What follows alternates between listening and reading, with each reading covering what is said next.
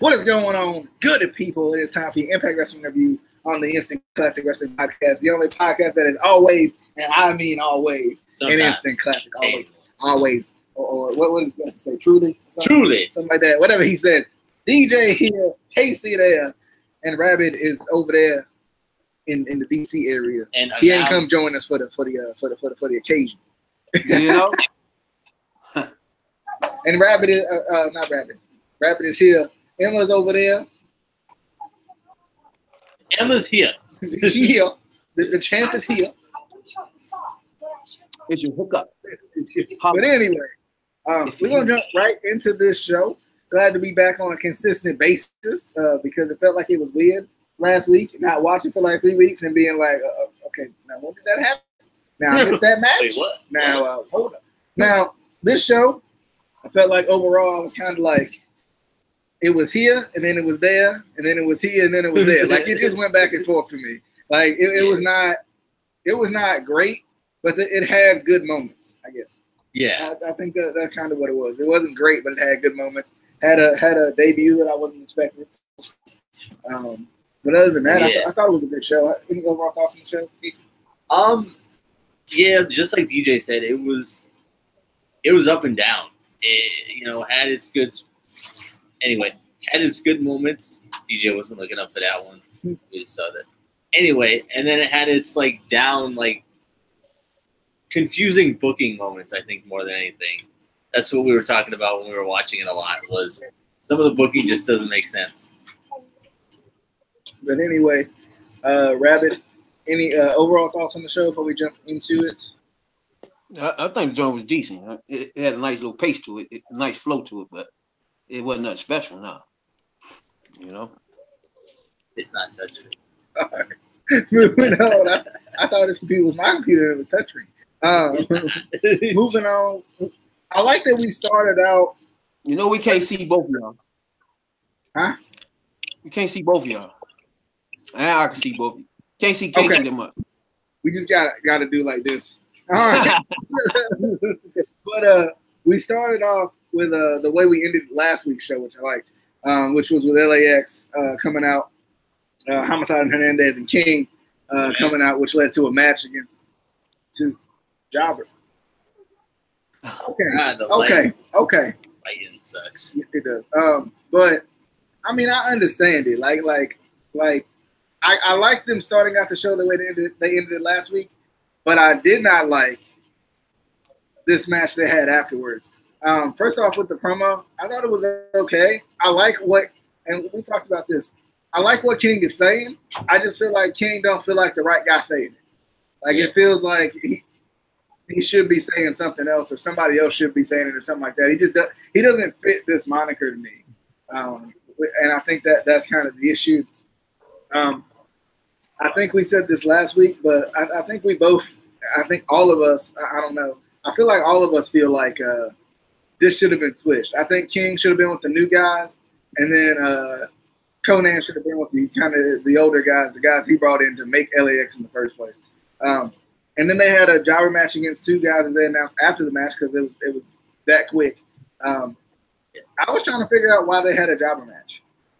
We already know Hernandez and Homicide. We don't need a jobber match anymore. We're not introducing them to really anybody. I don't feel like. Casey, thoughts on the promo and the match? Like you said, I liked the promo. I thought it was good. I like what he was saying, but kind of like DJ said, it didn't feel like he should be saying it. And also, to me, he's not a leader to me. He doesn't come off as a leader of a faction. None of them do, really. Obviously, Homicide and Hernandez have always been a tag team and always been sort of soldiers for Conan or whatever. Not really. There we go, fighting. Not really leaders, so they wouldn't be. And then King just, I don't know, something about him. He seems like, again, another just kind of member of a faction, not a leader of a faction. So that just threw me off. The match was confusing. It didn't do anything for anybody. It didn't build these two jobbers at all. We don't even know their names. I don't remember their names. Do you remember their names? I don't remember their names. The one just had a weird singlet, and I was like, you should win it. But yeah, we didn't need that. There was no. You didn't need to build them up as like badasses. We already know who they are. I mean, yeah, they've been out of, or at least Hernandez has been out of Impacts for a couple years, but other than maybe a few new fans that don't know him, the majority of Impact fans are going to remember who Hernandez was. So I didn't understand the match at all. Rabbit, you got any thoughts on the promo and the match? Me, the match, of course, was some nonsense, but I think it was important to have that match because Hernandez ain't been on the screen in a long time, man. I think it almost had been a year, probably longer than that. So I think that it was good for them to get in the ring, and then you don't want them to be in there competing anyway when they get in there. You just want to show that Hernandez can still do something, and he nasty, you know what I'm saying? And like I was telling y'all before, with the other two, this the aura I was telling you. When they got in there, they act different than the other two. You know what I'm saying? It was a different aura. You had my man with the tank top and the khakis, you know what I'm saying, the bandana off the break. Then my man when he be spitting and talking into the camera, you know what I'm saying? It was just a lot of activity, man. They was punishing them too, man. Punishing them. So, and I like when they call them OGs too. I like that too. I don't know where that come from, but they call them OGs. The promo, I liked it, yeah, because I put aside who it was. The promo itself was nice. He spit it all straight, no botching, none of that. And I like some of the parts he was saying about when he kept going at the crowd when they was cheering. He was like, "They don't need your cheers. We know we great." You know what I'm saying? And then he was like, "I'm gonna make y'all pay for this. This gonna be pay for you." That's all heel lines right there. I liked all that, man. So, but like you said, he not a leader though. You know what I'm saying? He's just not that. So eventually something different is gonna happen here because I don't know, but the promo he spit was good though. You know what I'm saying? It was good so far. DJ? I'm trying to figure out. My biggest thing was why Santana and Ortiz didn't come out at any point. Like, and they didn't even respond at all the whole night. Like, I expected a response later, but we never got it. Yeah. So, like, I thought that was weird. Like, it felt like it was weird to me that I was kind of wondering, like, what was keeping them from responding. Like, I think that was kind of my thing. But moving forward, we got also Hernandez actually hasn't been in Impact since 2015. I thought it had been a couple years. I thought it had been 5, but yeah, it's 15. So it's been a while. That's a minute, yeah. But moving on, put these two together because I don't think we're gonna talk very much about the backstage promos that much. So I'm gonna kind of put it together. Shotzi Blackheart, her kind of introduction. I like her a lot. I think something that Rabbit talks about a lot. I think she has a different feel to her. Like, she don't feel like anybody else in the Knockouts division right now. And that's what I like about it. She reminds me a lot of Ruby Riott, I think. Yeah. I think that's who she comes off as a little bit to me. So I like her a lot. Like, I hope they push her. I know her from somewhere, but I can't remember where it is. But I know I've seen her before. Yeah, I've followed her for a while on social media. So I was definitely excited. I didn't know she was coming to Impact. Stupid lighting. But I like the backstage segment. I like her promo style. It does come off a little over the top sometimes, but I think, especially for somebody like her, it fits her character. And when you're coming in, debuting in a new company, you kind of sometimes want to feel like over the top to get the attention. To say, "Oh, okay, I want to check this person out more." So I like her promo styles and stuff like that. We'll get to the match in a little bit. And then we had that OVE promo. I'm not going to say much about it. I'm just throwing it out here if y'all want to talk about it. Taking over everything. Like, that's about all I got from it. But I like Sami Callihan's promos, though. I enjoy them. It's kind of something we're getting every week now. So it's not like terribly. Like a late period. Serious, yeah. It's like serious, like a late period. Rabbit, any thoughts on OVE's little phone promo? And we got Shotzi Blackheart. It's two new people here. I think she was on here last with the girl with the mic. What's her name? Alicia. Yeah, Alicia Tout. Yeah. Now that's a nice move right there. I don't remember the other girl, but I kept saying it's time for her to go. You know, she got a different feel. It's like she talking with the person. You know what I'm saying? It's different from what the other person was doing. You know, so I like her, and we get to say Alicia. Alicia. Kathy Kelly a little bit. Yeah. She seems like she's more comfortable than Mackenzie was. Mackenzie just she was the eye candy to put on the screen. Like I don't know if Alicia's a fan or not, but she almost feels like it. Like she feels like she's maybe worked in like other independent promotions and stuff. And she followed the product. She you could tell that. But Shorty, what's her name? Shotzi? Yeah, Shotzi. I like the style, her promo style. I like it. It was kind of off a little bit. It's like she's a little rusty or maybe nervous. You know what I'm saying? But it looks like over time, she can be something special here. You know what I'm saying? Because when you got somebody doing mic work in their own style, in their own vibe, you know what I'm saying? That's potential to be dynamite. You know what I'm saying? Then I like her well, we didn't get to that yet. So like some of the stuff she was saying in her promo when she was like, my mind is my machine or something, my body, my bullets, and somebody to target or something. I like that. But next time she got to say it with a better flow. But other than that, that's a good line. You know what I'm saying? So I like that. I like her promo so far. You know what I'm saying? So whoever been doing the talent with the females, I gotta get them. You know, I always ragging on whatever they messing up. You know what I'm saying? And that's a lot lately.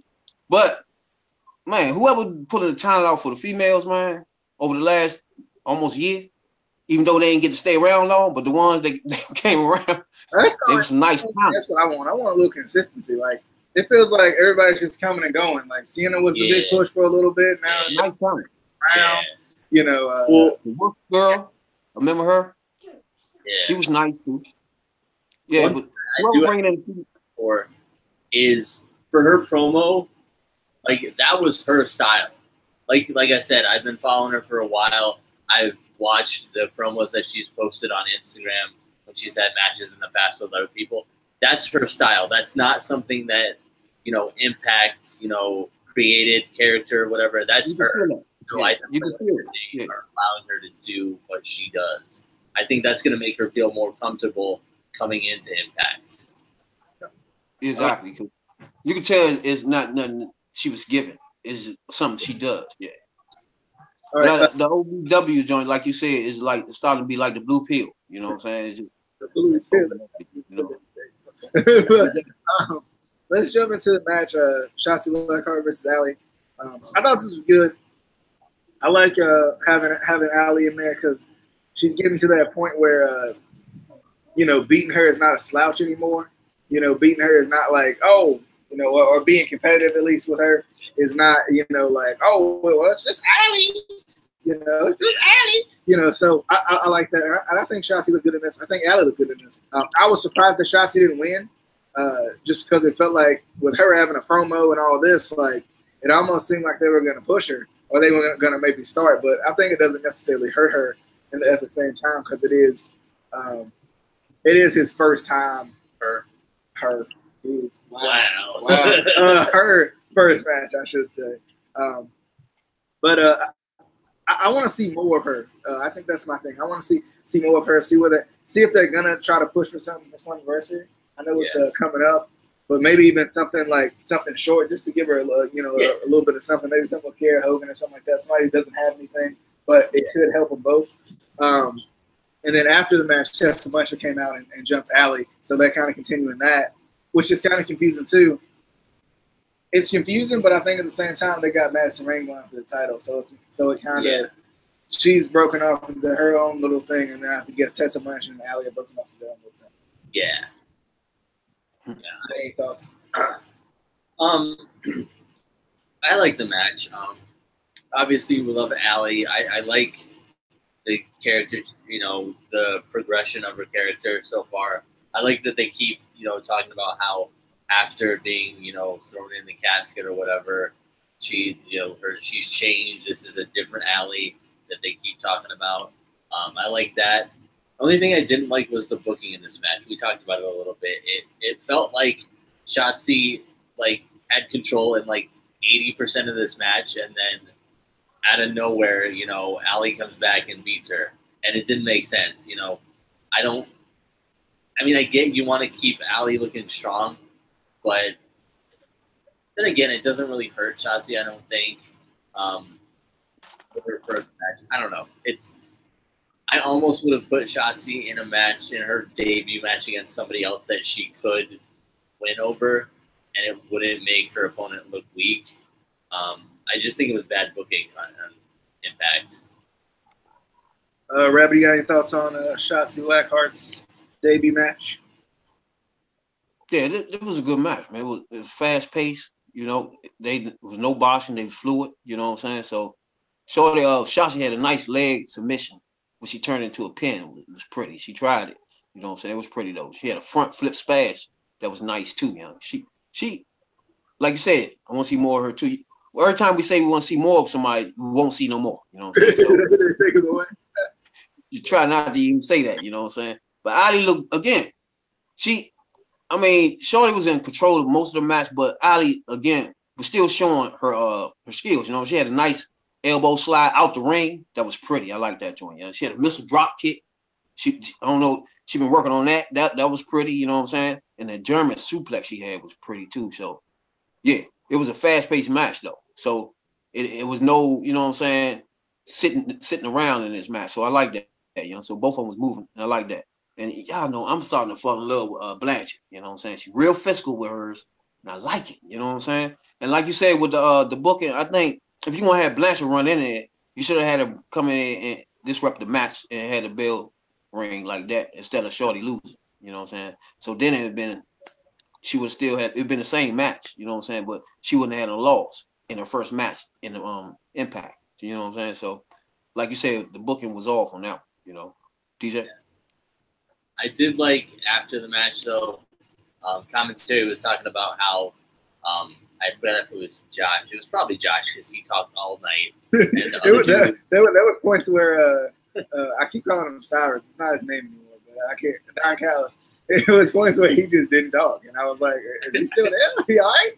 But you know, if Impact is smart, they'll keep somebody like Shotzi around. So hopefully that means they are going to keep her around. You know, she's a unique character or gimmick, whatever. And she did bring some new things to the ring, I feel like that submission, the thing with the back where she had the, like, and she, yeah. I was like, what is that? But, like, just unique moves like that, you know, that we haven't really seen before. So hopefully that means they're going to keep her around. Probably not. Yeah. That move right there was so unique. I didn't know who was doing who to what. You know what I'm saying? So she confused me on that joint. That was nice though. Moving on, we got Grado introducing Katarina. I must say Katrina. Katarina. And Joe Hendry to Eli Drake, but Eli Drake, he wanted to do the flirt. He wanted to do the flirt. So that didn't make Grado that happy, and so they set up a match for a little bit later, and then Tessa Blanchard kind of explained her attack on Allie, kind of basically like saying, you know, she took my focus off Madison Rayne, so I gotta focus on, we got to focus on each other now. So that's setting up their match at Slammiversary. You guys got any thoughts on those two backstage segments? I just think not just in the Knockouts division, but also in the Knockouts division, the storylines, I feel like they changed so drastically and out of nowhere. Like now this with Tessa and Allie, and then because, you know, she took her focus off of Madison Rayne, and now Madison Rayne's in a different feud with Su Yung, and I'm like, whoa, hold up, what's going on? Like it switched. Yeah, Allie was it's weird. But you know, I'm still excited that Joe Hendry's in Impact now. I can see it from a mile away. Joe Hendry and Katarina are going to turn heel on Grado. Like they short of written it on the screen, this is gonna happen. You can just tell. And know, I love me some Johansson, but you can't do that to Grado. He worked so hard. You see that documentary? He worked so hard. But yeah, obviously we knew how the match was gonna go. No, Grado was a good wrestler. He really is. You know, you ain't gotta kill him all the time. That's not stuff. Yeah, they like to do that. They like to kill the man. Rabbit, you got any thoughts on the 2 backstage segments? Grado's terrible. That's it for that. But what you said about the match ring, all right? Yeah, when you think about it, they've been switched. So why? You know, if you had Shorty in the match for the championship with Su Yung, and you just switched it to Reign. Why is that? I'm confused on that right there. You know, and like you said, the 2 storylines were so switched around so quick that it's like they switch spots like that, and you just like, oh yeah, like you said. Now you're looking at it like, why you switch spots like that? You know what I'm saying? So, because I think Ali could have done good with the KO match. You know what I'm saying? I just don't understand why Matt Ring was stuck in there. Even though I would prefer her in there, you know what I'm saying? Because she got the wrestling skills that I love, you know what I'm saying? So it's good to me anyway. DJ? All right. I think the next match was Grado versus. Actually, we had that video package kind of doing this whole thing with Tommy Dreamer and Eddie Edwards. That don't make any sense. I don't know what this is. I'm still trying to figure it out. This is a good video package to kind of sum up the feud, but at the same time, I don't like this feud. Yep. Yeah. About it for me. What does this do for either of them is what I want to know. It doesn't build Eddie. It doesn't do anything for Tommy. I don't understand. Rabbit, you got any thoughts? I think we're both at a loss for words. I don't get it. Man. Yeah, I don't get it either because the fact that he supposed to be so mad at Callahan ain't even thinking about him. He supposed to be so mad at him. That's why he in this situation. It's just dumb. Now he just fight. Now he's about to wrestle a 7-year-old. Yeah, and then Callahan then moved on to the next victim. This is crazy, huh? DJ?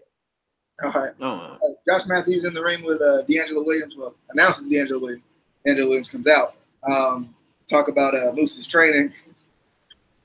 And, you know, the first thing D'Angelo Williams said was, you know, I didn't think I was ever going to get back into this. Didn't last year he said he was going to get into this like consistently for real though? Like I could have swore last year he said that he was going to be consistently wrestling, but that was just me. But I like the segment. I don't understand the training because they said D'Angelo Williams shot the training videos. D'Angelo Williams ain't no master cinematographer as far as I know. So this looked like something that was shot by Impact Wrestling officials. I'm just saying.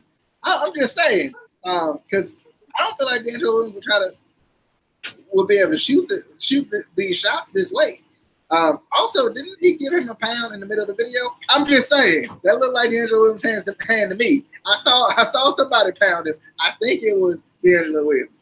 I don't know. But I'm just what. And then D'Angelo Williams probably gonna get a match because he want to come back or something. I love how it's like huge news when he comes back too. Like it's like this big thing. Yeah. And he's had like one match. Yeah. Well, one decent match. I'll give it to him. It was decent. But I don't. First of all, his selling was confusing. Like, you are an NFL running back, okay, and you are afraid of somebody that is like your size. Bruh. What? Like, you deal with like 300-pound guys trying to kill you on a football field every week, and you like, oh no, sir, don't hurt me.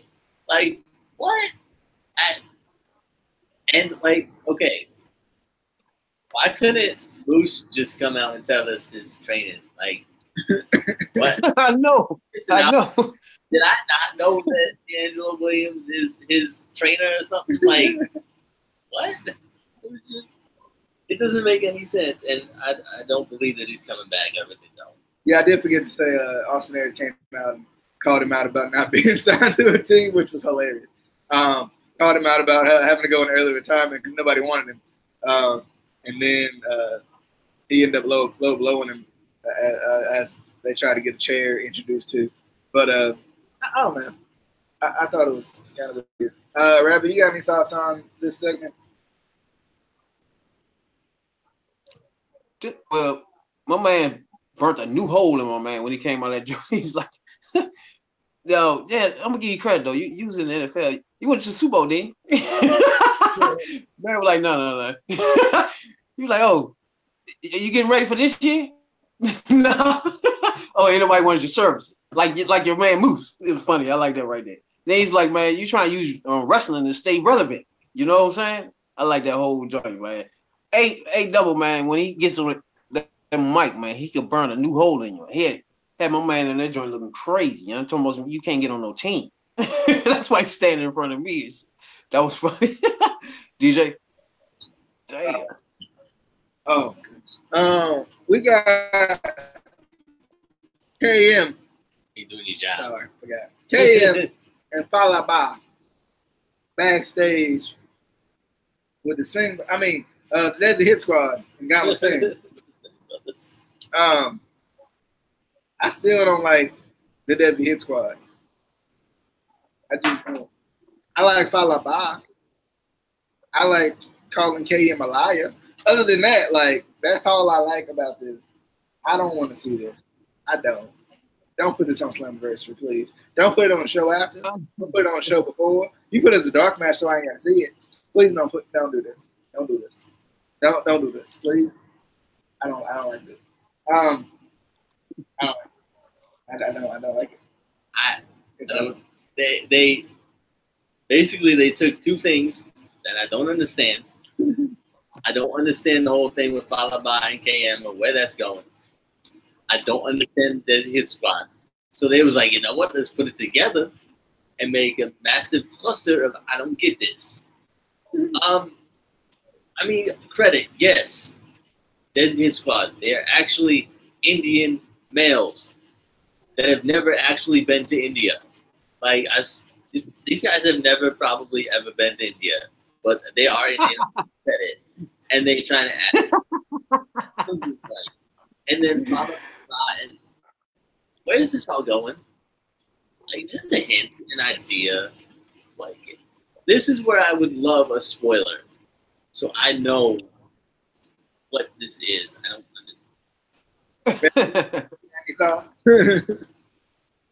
Man, you know, first of all, KD shouldn't even be on the screen. So that's my top. That's what I feel about KD. Then you got Fala with my Baba. He out this joint. Then you got my man. These two right here.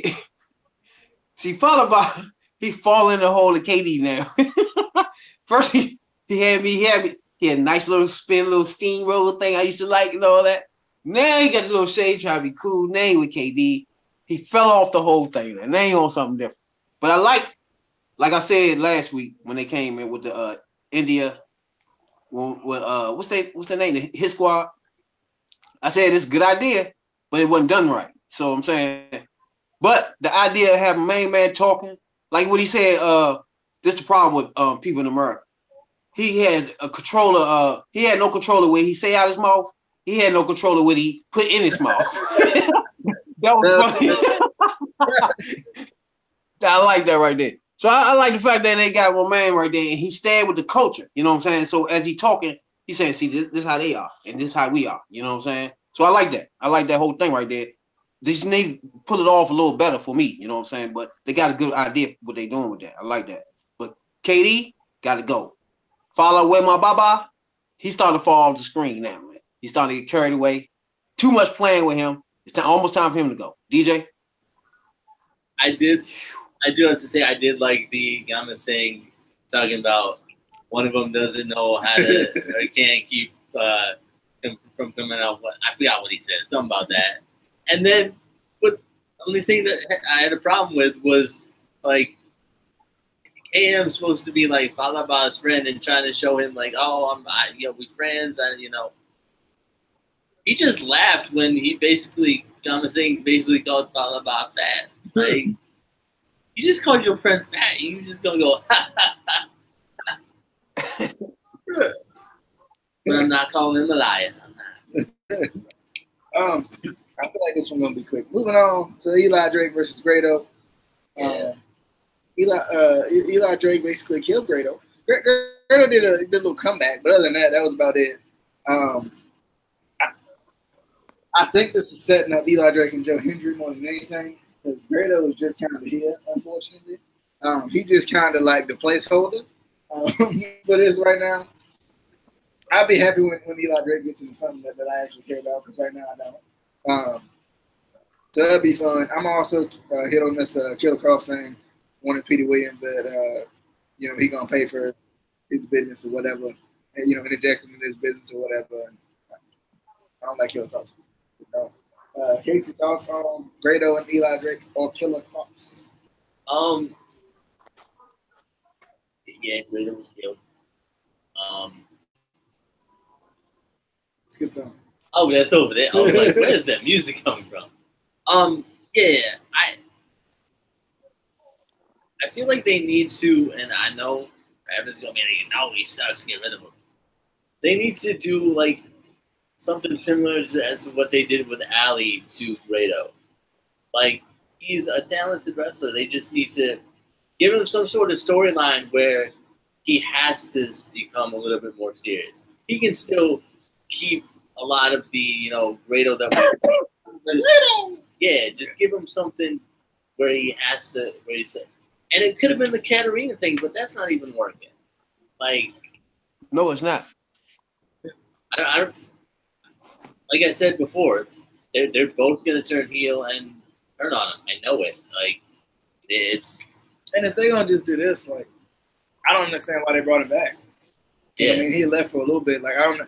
Like, I feel like he'd just be doing better for himself in ICW or wherever he wants to go. Because I don't feel like this. I just don't feel like this does anything for him, and anybody he's with doesn't do anything for them. Yeah. And as for the Killer Cross thing, I'm still interested in his gimmick and his character, but this promo, I didn't even watch it. I wasn't even paying attention. Maybe that's because Matt side was so long. Anyway, Rabbit. Like 3 days. Rabbit, thoughts on Killer Cross or the Eli Drake versus Grado? Grado's terrible, man. Terrible. He tried to do he terrible, man. My man Eli Drake hit him with a swinging neck breaker that was pretty. I like that joint. But Grado terrible, man. He need to come off the screen, There's nothing he can do. He's been on the screen for 2 years. 2 years. You can't say he ain't been on the screen for 2 years. He's been on the screen now for 2 years, ever since he won the British camp joint. And he's still some garbage. You can't understand nothing he's saying. He tried to hurricane. Get him off the screen. Then the Killer Cross, I kind of like the promo.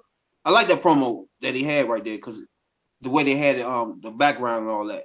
But I still want to see more of him. I can't. And he ain't done nothing yet to make me not want to see more of him. So the promos, he really wasn't fantastic last week on the mic. So I wasn't expecting that anyway. I want to see more of him in the ring. You know what I'm saying? So because I like his size. I like to see big men that's active. You know what I'm saying? He real active.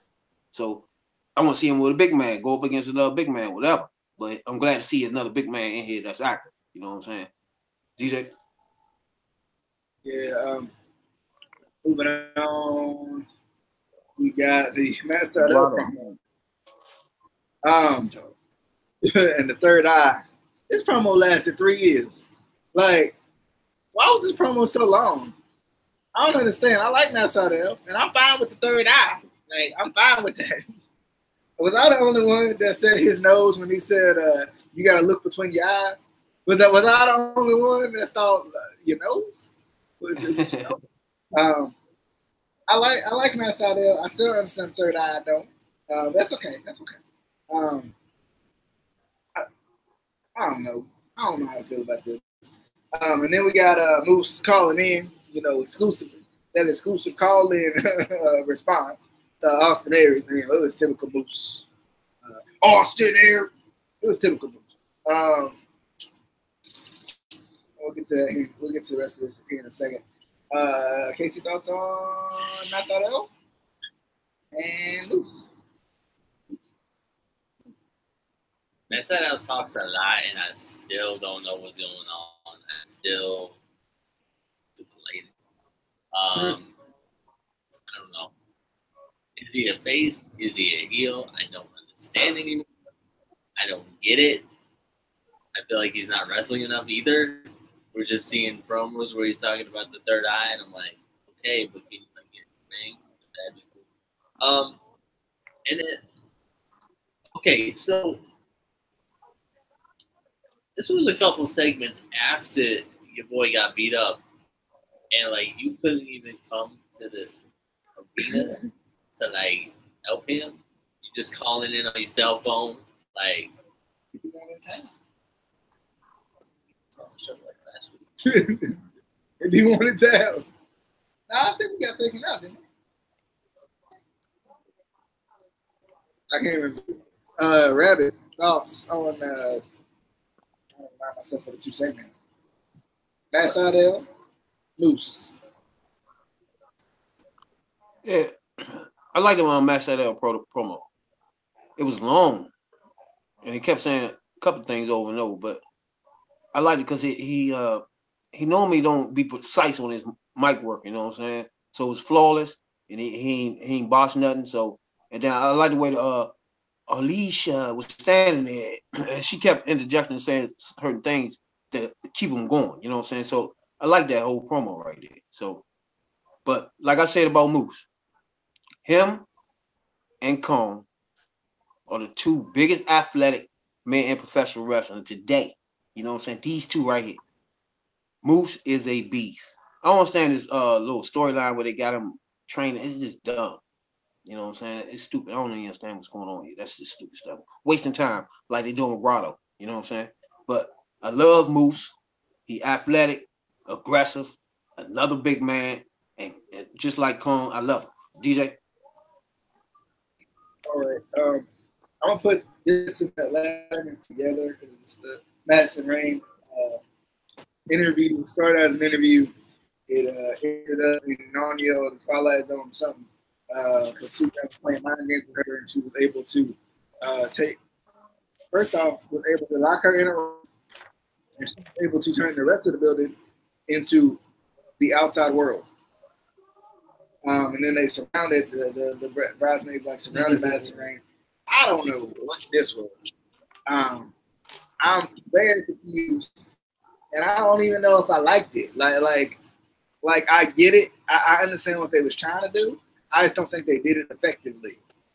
I understand the mind games and whatnot, but I just don't think they did a good job with it. Casey, do you have any thoughts on Su Yung, Madison Rayne, whatever the heck that was in the show? We got one on that.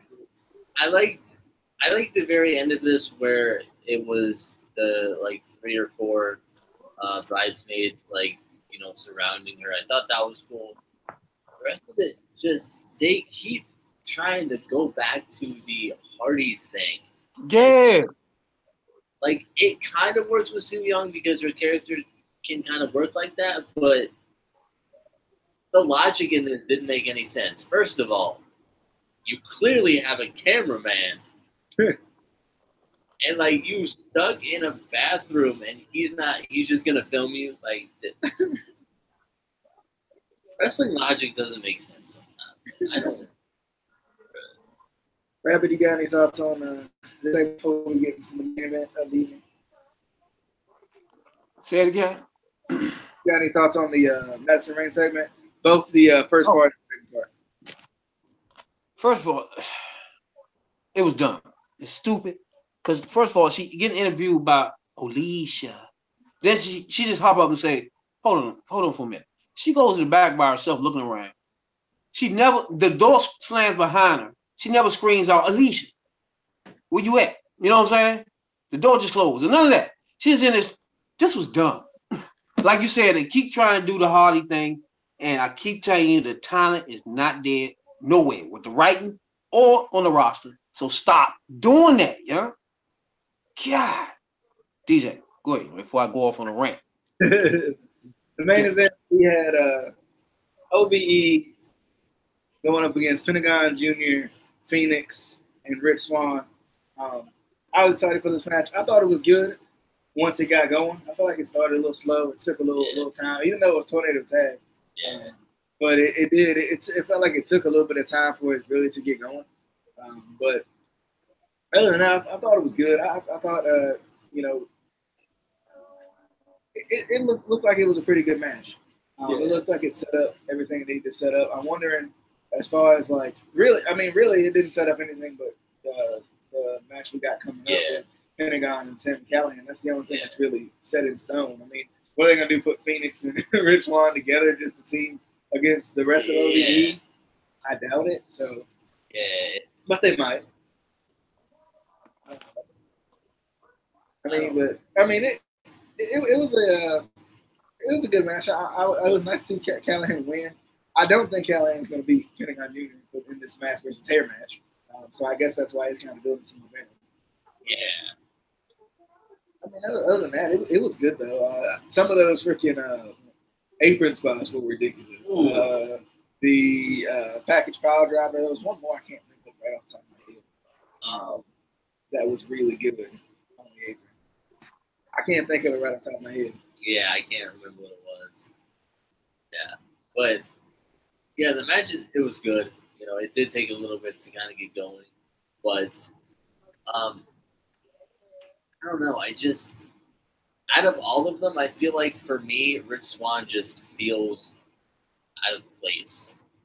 He doesn't specifically have a feud with any of these guys. He just happened to be the right place at the right time kind of a thing, or wrong place at the wrong time, however you want to look at it. Yeah. Well, and I think you got the fact that Pentagon Jr. and Phoenix are brothers, so they kind of belong together. And then you got OVE, which is a faction; they belong together. So Rich Swann was just kind of there. It would almost made more sense if they did this a little bit later and had Rich Swann have a feud with Sami Callihan, and then have the Chris brothers have a feud with the Lucha brothers. That would have made more sense. Obviously, though, before Rich Swann, because we didn't know Rich Swann was coming to Impact until a couple of weeks ago. Yeah. And I'm sure Impact didn't know until after this feud had already started. But obviously, out of all these guys, except for Rich Swann, Sami Callihan and Pentagon are the two big draws. They're two most well-known out of these guys. So, makes sense to that point. I don't think, obviously with the prestige of the mask and everything, Pentagon's not going to lose this match. He's not going to lose his mask. There's no way that's going to happen. I think the only way that would ever happen is if he was coming to the end of his career. And even then, I think he would do it in like AAA or CMLL or something like that, back in his home country. But also, like I was telling DJ earlier, even with Sami Callihan losing this match, I feel like somehow, like Dave or Jake Chris will like take the bullet for him and like shave their heads. They feel like even in like the that like fight in the woods, whatever that was with Eddie Edwards, they took they were like the first line of defense for him. So I think they would do that for him too. One of them is gonna take the shave for him. The only reason I don't think they will.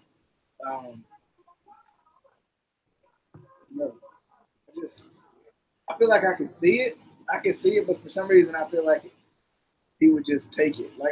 For some reason, it don't seem like it's that embarrassing to me. For him.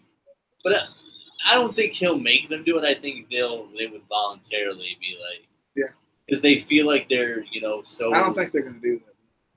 I could see it happening, but I don't think they'll do it. I think he'll bite the bullet. I think he'll look weird bald though, and then it never grows back. We know how hair versus hair matches work.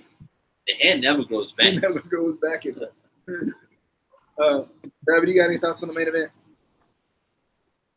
Yeah, it was a fast-paced match. You know what I'm saying? You know, I don't usually like those multi-man matches. When I say multi-man, I'm talking about anything that's not 1-on-1 and 2-on-2. When you start getting the Royal Rumbles and 7-man tags and tornadoes and all that nonsense, that's when you've gone too far. But I like this match right here because there was a lot of activity going on here, man. You know what I'm saying? Phoenix had a nice double stomp DDT that was pretty. I love that joint right there. Now, Callahan was hitting my man with so many clotheslines in that corner with the thumb to the eyes and all that. I like Callahan, man. He's like a throwback wrestler, you know what I'm saying? Like one of them just back in the day wrestlers. He could be wrestling in the 50s, you know what I'm saying? 60s. Just putting thumbs in your eyes, spitting and shit all on you and all that nonsense. He fits right in, you know what I'm saying? But man, my man, what's his name? Rick Swann? Yeah. Had a nice step up springboard backward double cutter young that was so nasty. Now I ain't really seen him too much, but God, that was nasty, right? How he stepped up on him, you know. It was crazy, you know, stepped on his back. That was nasty, yo. That was nasty. Then he had another joint with when he spent on a top rope and hit main man with a back kick. Oh my God, that was pretty too. You know what I'm saying? So, but what's his name? Jay Chris, or whatever, one of the brothers. Man, he caught my man Swann in the air with a super cutter. Oh my God, nasty! It was like both of them just flying out, dropping out the sky like steam. Both of them just hit the canvas. Boom! That was pretty, Slimmer. That right there, I never seen before. Because he caught, that was like a Diamond Dallas Page joint. You know what I'm saying? When he used to catch people out of nowhere, like, what did he just do? Man was coming off the top. He come flying on the other side and caught him with a cutter, Slim. God dang. You got it. That right there made me have to say, this a look it up alert. You got it. And you know, I only like these type of matches. You know what I'm saying? It's a few spots in this match where you might as well watch the whole match. So it's a look it up alert. You know what I'm saying? If some things that's going on in this match, you're going to be like, huh? That was nice. You know what I'm saying? It was no botching. That's what I love too. With it's no botching, you know. It's two botch masters in this match right here. And they ain't do too much. You know what I'm saying? I ain't see no, it was a slight one, but it wasn't nothing to make me get on here and start having a problem. You know what I'm saying? So it's something I could let go. But to me, the overall, the speed of the match, man, and the things they was doing, the man, I like this match right here. This is look it up alert, right? It's a look it up, because some of the things I can't even describe that they was doing, that you got to look it up and see. You know what I'm saying? Then eventually you're gonna watch the whole match because there's so many certain things going on in this joint, especially that super cutter. It was so pretty, yeah. That was nasty. I love that joint right here. But I want to touch on one thing though. What Casey was talking about with the mask. So you saying for a fact you don't think the mask coming off? No. Now you saying that by saying spoilers or something, or you just saying there's this no is what you think? He right now is one of the most popular wrestlers in the world right now, and in Mexico, and not even just in Mexico, in Lucha Libre, the mask is everything. Like, masks are handed down from generation to generation to generation. It's not just like, you know, you go get trained in like somewhere in the U.S. and go get your own like custom trunks or whatever. There's tradition with it. There's, you know, so much behind the mask. There's meanings to every mask. He's not just gonna. When somebody in Lucha Libre loses a mask, it's huge. It's something that they're, like I said, 9 times out of 10, it's a retirement match. You know, they're not coming back. Yeah, and I thought if he was going to lose the mask, he would be leaving Impact. Like, he wouldn't lose it, like, for good. He would just lose it for Impact. And not even really take it off, just, like, he lost it. Yeah, but I don't see him leaving Impact yet. I think Impact's going to keep him as long as they can or until he leaves himself, and I think he's doing well there. But if they did, I would say they do something where okay, they do rip the mask off, but he like covers his face or whatever or something. Because they've been close a couple of times with Kelly. You're not gonna actually see his face. That's not gonna happen. That's why I was thinking they might rip it off and somebody would come in and cover him up or something like that. Something like that was gonna happen. Yeah, they could. I don't know. Yeah.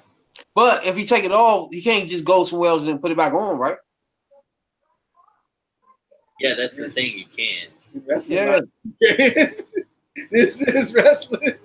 I don't know. You can't do that, right? You can't. There's still people who are convinced they have no idea what Rey Mysterio looks like, but like his whole WCW career, or like 50% of it, he didn't have the mask on. Just saying. He sure didn't. But anyway, as we wrap up, like I said, I thought the show was just kind of up and down.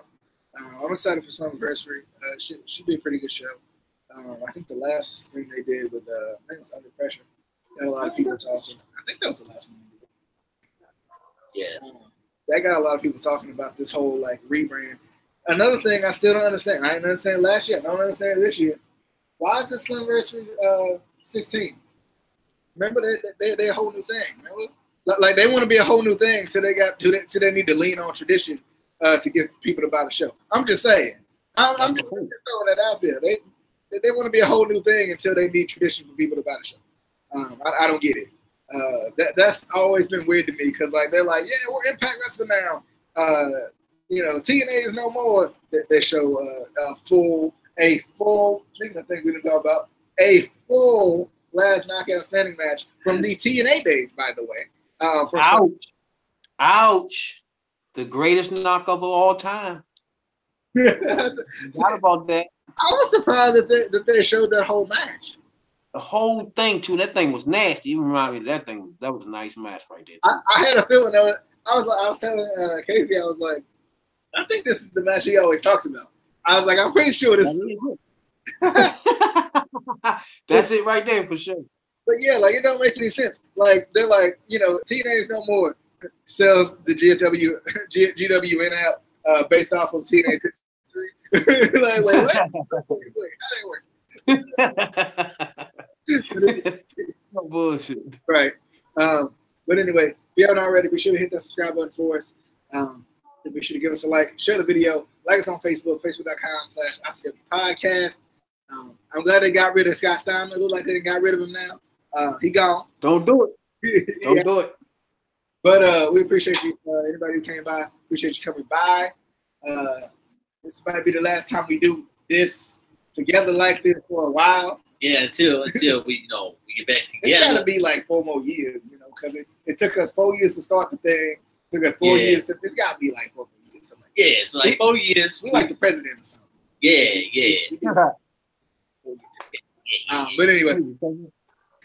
But anyway, we hope you guys enjoyed. Appreciate Rabbit for coming by as well. Other than that, this year Impact Wrestling Review on the Instant Classic Wrestling Podcast, the only podcast that is always, and I mean always, an instant classic.